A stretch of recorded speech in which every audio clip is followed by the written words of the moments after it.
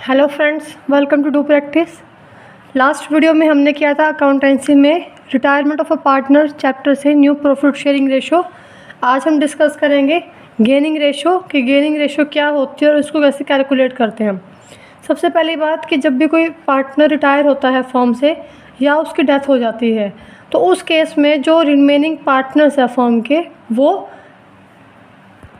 वो retiring partner का share take over कर लेते हैं। तो जिस रेशो में, जिस प्रपोर्शन में रिमेनिंग पार्टनर्स टेक ओवर करते हैं रिटायरिंग पार्टनर का शेयर, ये रिटायरिंग पार्टनर का शेयर जिस प्रपोर्शन में लेते हैं रिमेनिंग पार्टनर्स, तो उसी रेशो को हम कहते हैं गेनिंग रेशो।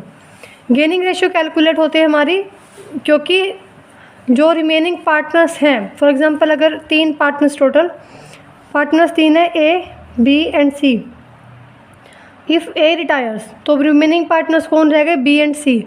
तो अगर बी और सी की हम कैलकुलेट करेंगे गेनिंग रेशो, क्योंकि जब ए रिटायर होगा तो उसका जो शेयर है वो बी और सी को मिलेगा, रिमेनिंग पार्टनर्स को मिलेगा। तो अभी हम गेनिंग रेशो कैलकुलेट करते हैं, क्योंकि जो बी और सी है, जो रिमेनिंग पार्टनर्स है, वो रिटायरिंग पार्टनर्स को अमाउंट पे करते हैं इन द गेनिंग रेशो में। जिस रेशो में वो गेन करेंगे उसी रेशो में वो अमाउंट पे करते हैं रिटायरिंग पार्टनर को, या फिर यहाँ पर रिटायरिंग पार्टनर ए था तो बी और सी यहाँ पर गेनिंग रेशो में ए को पेमेंट करेंगे।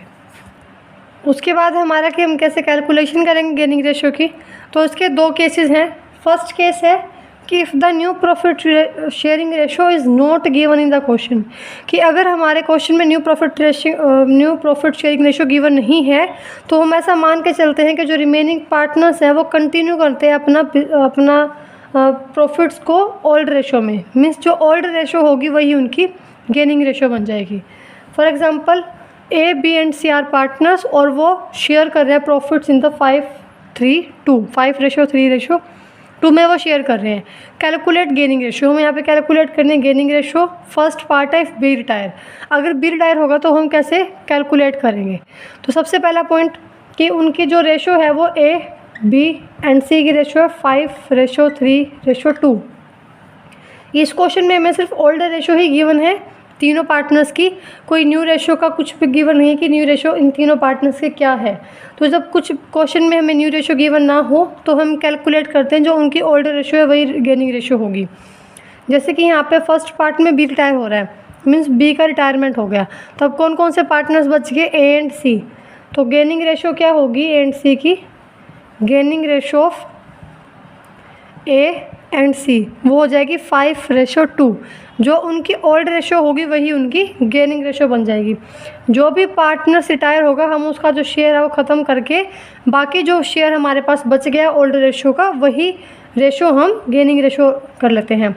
जब हमने न्यू रेशो कैलकुलेट की थी तो उसका फर्स्ट केस भी ऐसा ही था कि जब हमारे पास कोई और इन्फॉर्मेशन गिवन ना हो तो जो उनकी ये वाली रेशो बचती है रिमेनिंग पार्टनर्स की वही उनकी न्यू रेशो होगी।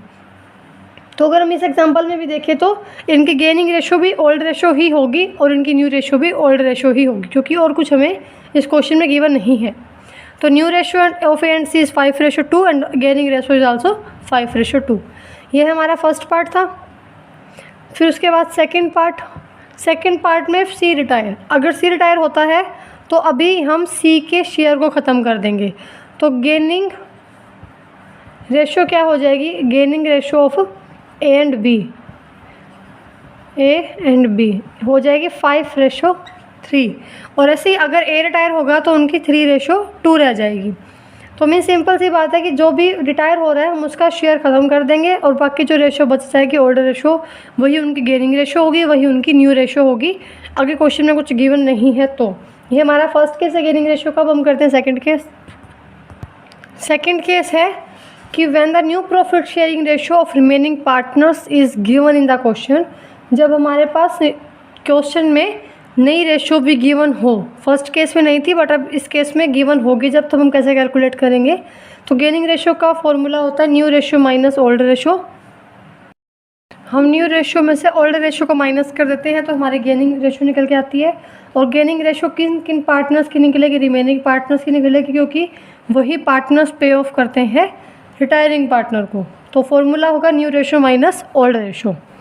For example a, b, c, d are partners in a firm और they share their profit and loss in the ratio of 1/3, 1/6, 1/3 and 1/6। यहाँ पर हमें शेयर गिवन है और रेशो के बजाय सी रिटायर हो जाता है and a b d decide to share profit and losses equally in future. Future की रेशो मतलब उनको क्वेश्चन में गिवन है कि सी की रिटायरमेंट के बाद जो ए बी डी हैं वो अपने प्रॉफिट लॉसेस को इक्वली शेयर करेंगे। इक्वली शेयर करेंगे मीन्स उनकी न्यू रेशो हो गई इक्वली 1:1:1 सी की रिटायरमेंट के बाद। फ्यूचर की रेशो है मीन्स न्यू रेशो है। कैलकुलेट गेनिंग रेशो, हमें गेनिंग रेशो कैलकुलेट करनी है। तो हम सिंपल सा है कि न्यू जो उनकी ओल्ड शेयर था हमें पता ही है, जो उनकी न्यू रेशो है, न्यू रेशो सी की रिटायरमेंट के बाद, तो कौन कौन बच गए partners a b and d. तो उनकी रेशो हो गई 1:1:1। तो सबसे पहले हम ए का शेयर निकालते हैं। ए का शेयर कैलकुलेट होगा, ए का ओल्ड शेयर है 1/3 माइनस ए का जो गेनिंग रेशो का फॉर्मूला क्या होता है हमारा, new ratio minus old ratio. Gaining ratio का हमारा फॉर्मूला होता है न्यू माइनस ओल्ड रेशो। तो हमें सबसे पहले चेक करना पड़ेगा कि ए का न्यू शेयर कितना होगा। तो ए का शेयर चेक करते हैं, गेनिंग शेयर कितना आएगा। ए का न्यू शेयर है न्यू रेशो के अकॉर्डिंग 1/3 माइनस, अब ओल्ड रेशो के अकॉर्डिंग ओल्ड शेयर भी है 1/3, तो 1/3 माइनस 1/3 कितना हो जाएगा 0। उसके बाद ए के बाद हम कैलकुलेट करेंगे बी का शेयर। तो बी का शेयर पहले न्यू रेशो के अकॉर्डिंग, तो न्यू शेयर है 1/3 माइनस ओल्ड शेयर है 1/6, तो 1/6 ये हमारा आ गया 6 एलसीएम 2 - 1, ये आ गया 1/6। और उसके बाद हम कैलकुलेट करेंगे सी जो रिटायर हो गया, तो फिर गेनिंग शेयर निकलेगा डी का। तो डी का शेयर, अब डी का ओल्ड न्यू शेयर हमें पता है 1/3, क्योंकि नई रेशो 1:1 है, तो तीनों का जो शेयर है 1/3 होगा, माइनस जो उसका ओल्ड शेयर है वो 1/6 है, तो हम माइनस कर देंगे 1/6।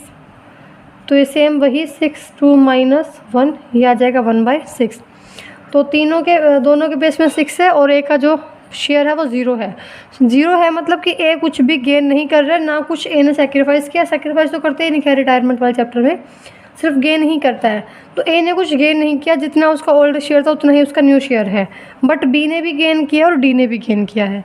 तो अब हम देखेंगे गेनिंग रेशो हो जाएगी, gaining ratio of a b and d, तो वो हो जाएगी 0:1:1, ये हो जाएगी गेनिंग रेशो। क्योंकि इसके बेस में कुछ भी नहीं है तो हम कुछ भी लगा सकते हैं 0, दोनों के बेस में 6 है, तो ये आ जाएगा हमारा 1:1। मीन्स बी और डी है वो गेन कर रहे हैं 1:1 में और ए ने कुछ भी गेन नहीं किया है। तो सिंपल सा तरीका है new ratio minus old ratio. जिस भी पार्टनर का हम गेनिंग शेयर कैलकुलेट कर रहे हैं उसका पहले न्यू शेयर चेक करेंगे माइनस ओल्ड शेयर कर देंगे, तो उसका गेनिंग शेयर निकल के आ जाएगा और उससे हम गेनिंग रेशो निकाल सकते हैं। गेनिंग शेयर से हम गेनिंग रेशो निकाल सकते हैं। तो ये सेकेंड केस था गेनिंग रेशो का। 2 ही केस है गेनिंग रेशो में। फर्स्ट जब न्यू रेशो गिवन ना हो तो जो ओल्ड ही गेनिंग रेशो हो जाएगी, और जब न्यू रेशो गिवन हो क्वेश्चन में तो फॉर्मूला अप्लाई होगा new ratio minus old ratio. तो जो भी उसका न्यू शेयर होगा उसमें से हम ओल्ड शेयर को माइनस कर देंगे तो हमें पता चल जाएगा कि कितना उसने गेन किया है, और कुछ भी गेन नहीं किया होगा तो 0 आ जाएगा। ये हमने गेनिंग रेशो का पॉइंट हो गया कंप्लीट। उसके बाद हम डिस्कस करते हैं, छोटा सा डिफरेंस है गेनिंग रेशो और सैक्रिफाइसिंग रेशो के बीच में। तो इनमें मेन डिफरेंस क्या है, तो सबसे पहले हम करेंगे सैक्रिफाइसिंग रेशो का मीनिंग। तो सैक्रिफाइसिंग रेशो वो रेशो होती है जो ओल्ड पार्टनर्स सरेंडर करते हैं नए पार्टनर के फेवर में। जो अपने शेयर का जितना शेयर नए पार्टनर के फेवर में सरेंडर करते हैं वो सैक्रिफाइसिंग शेयर है, सैक्रिफाइसिंग रेशो होती है। सैक्रिफाइसिंग रेशो मीन्स जब ओल्ड पार्टनर्स है, कोई नया पार्टनर एडमिट हुआ तो ओल्ड पार्टनर्स को कुछ ना कुछ शेयर अपना देना पड़ेगा नए पार्टनर को। तो जो पार्टनर सरेंडर करता है ओल्ड पार्टनर्स या सेक्रीफाइस करता है अपने शेयर में से, तो उसी को हम कहते हैं sacrificing ratio. Ratio in which old partner surrender A part of their share, अपने शेयर का कोई पार्ट सरेंडर करते हैं in the favour of new partner. And meaning of gaining ratio, तो गेनिंग रेशो वो रेशो होते हैं जिसमें जो रिमेनिंग पार्टनर है उससे जो रिमेनिंग पार्टनर्स है वो आउटगोइंग पार्टनर से शेयर एक्वायर करते हैं, उसे टेक ओवर करते हैं। मीन्स जो रिटायरिंग पार्टनर है, फिर किसी पार्टी की डेथ हो रही है, जो आउटगोइंग पार्टनर है उसका शेयर रिमेनिंग पार्टनर्स एक्वायर करेंगे, या रिमेनिंग पार्टनर्स उस रिटायरिंग पार्टनर का शेयर टेक ओवर करते हैं, लेते हैं जिस रेशो में, उसी रेशो को हम गेनिंग रेशो कहते हैं। Ratio in which remaining partners acquire the outgoing partner share. Second point है व्हेन कैलकुलेटेड, कि कब हम कैलकुलेशन करते हैं सैक्रिफाइसिंग रेशो की। तो सैक्रिफाइसिंग रेशो की कैलकुलेशन होती है at the time of admission of a new partner.